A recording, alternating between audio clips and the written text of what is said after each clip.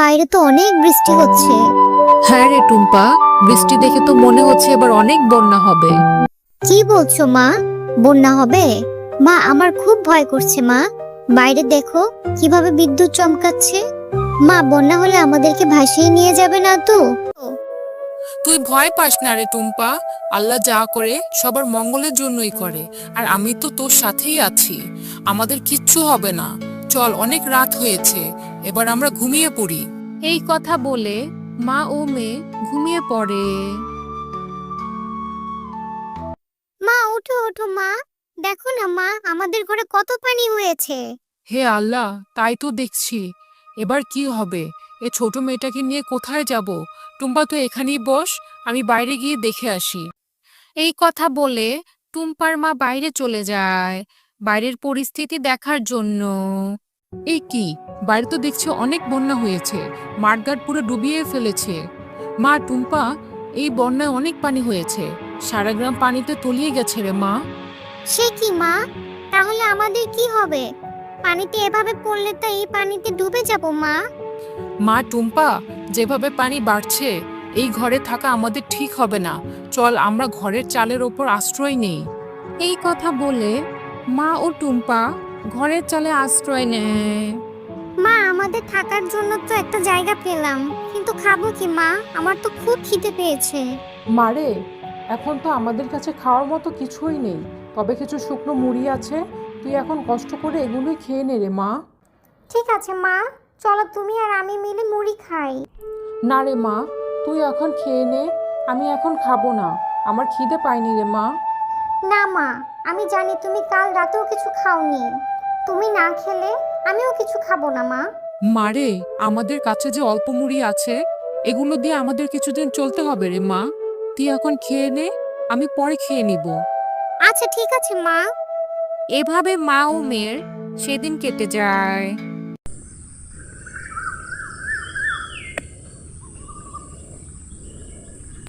মা মা, দেখো না, এদিকে একটা নৌকা ভেসে আসছে। হ্যাঁ রে মা, তাই তো দেখছি, হয়তো আল্লাহ আমাদের উপর দয়া করেছে। মা মা, চলো আমরা এই নৌকা দিয়ে খাবার খুঁজে নিয়ে আসি। মারে, এই বন্যায় তো সবারই আমাদের মতো অবস্থা, তাই আমরা খাবার কোথায় পাবো রে মা? তার চেয়ে বরং চল, এই নৌকা দিয়ে আমরা কোথাও নিরাপদ জায়গায় চলে যাই। এই কথা বলে মা ও মেয়ে নৌকা দিয়ে চলে যায় নিরাপদ স্থানের খোঁজে। মা, আজ 2 দিন যাবত নৌকায় ভাসছি, এখনো তো কোনো নিরাপদ জায়গা খুঁজে পেলাম না তো মা। এদিকে আমার খিদে জ্বালায় পেট চৌচির হয়ে যাচ্ছে। তুমি একটা কিছু করো না মা। মারে, আমি যে খুব অসহায়, আমি এখন তোকে কোথা থেকে খাবার এনে দেবো রে মা? আল্লাহ নিশ্চয়ই একটা ব্যবস্থা করে দিবে। কাঁদিস না রে মা, একটু ধৈর্য ধর। মা টুম্পা, দেখ ওইদিকে যে দূরে একটা দ্বীপ দেখা যাচ্ছে, চল মা, আমরা ওইখানে যাই, নিশ্চয়ই একটা না একটা ব্যবস্থা হবে। হ্যাঁ মা, চলো। এই কথা বলে তারা দ্বীপের উদ্দেশ্যে চলে যায়। মা মা, দেখো না দ্বীপটা কত সুন্দর। এটা কোন জায়গা মা? জানি না রে মা, এটা কোন জায়গা, তবে চল টুম্পা, দ্বীপে গিয়ে দেখি কোনো খাবার পাওয়া যায় কিনা। আচ্ছা মা, চলো। আমার খুব খিদে পেয়েছে। মা, ও মা, কোনো খাবার তো পেলাম না। আমি যে আর হাঁটতে পারছি না, আমার যে খুব কষ্ট হচ্ছে মা। আর একটু কষ্ট কর মা, আল্লাহ সব ব্যবস্থা করে দিবেন। তুই যাই করিস না কেন, আমি তোকে আমার জাদুর কাঠি কখনোই দিব না। তুই যে কাঠি নিয়ে সর্বশক্তি লাভ করতে চাস, তোর এই আশা কোনোদিনও পূরণ হবে না।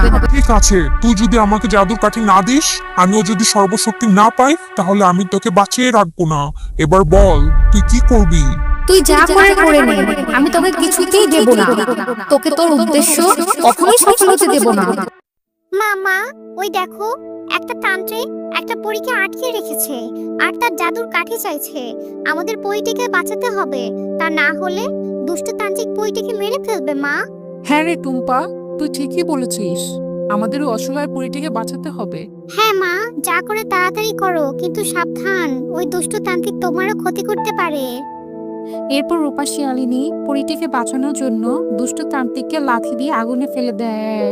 আমার সারা শরীর পুড়ে গেল রে, আমার সারা শরীর পুড়ে গেল, আমাকে ছেড়ে দে, আমাকে বাঁচিয়ে দে, আমি কখনো আর এমন কাজ করব না, আমি কথা দিচ্ছি, আমি কখনো আর কারো ক্ষতি করব না, আমাকে ছেড়ে দে, আমি পুড়ে গেলাম। দুষ্টু তান্ত্রিক, তুই পরীটিকে মারতে চেয়েছিলি, এখন দেখ কেমন লাগে, মনে রাখবি অন্যের জন্য গর্ত করতে গেলে নিজেকেই সেই গর্তে পড়তে হয়। এখন নিজেই মৃত্যুর যন্ত্রণা ভোগ কর। রূপা শিয়ালিনী পরীর কাছে যায় আর তার বাঁধন খুলে পরীটিকে মুক্ত করে দেয়।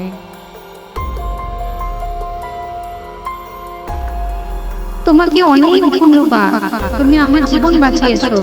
আজ যদি তুমি আমাকে না বাঁচাতে তাহলে আজ অনেক অঘটন ঘটে যেত। কিন্তু তোমরা এই নির্জন এলাকায় কি করতে এসেছো? তারপর রূপা শিয়ালিনী তাদের সাথে সকল ঘটে যাওয়া ঘটনা পরীকে খুলে বলল।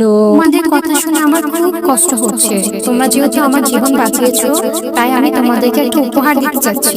তোমাদেরকে একটা বাড়ি উপহার দিতে চাচ্ছি, যেখানে তোমাদের প্রয়োজনীয় সব কিছু তোমরা পেয়ে যাবে, তোমাদের কোনো অভাব থাকবে না। এরপর পরী তার জাদুর কাঠি দিয়ে তাদেরকে একটি আঙ্গুর বাড়ি উপহার দেয়। তোমাকে অনেক ধন্যবাদ পরি, তোমার এই ঋণ আমরা কখনো ভুলবো না।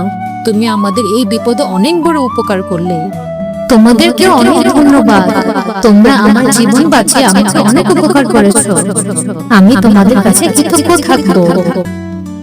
এই কথা বলে পরী সেখান থেকে বিদায় নিয়ে চলে যায়। মা, আমরা এখন যা ইচ্ছা তাই খেতে পারবো, আমাদের আর কোনো অভাব থাকবে না, তাই না মা? আমাদের আর পথে পথে ঘুরতে হবে না।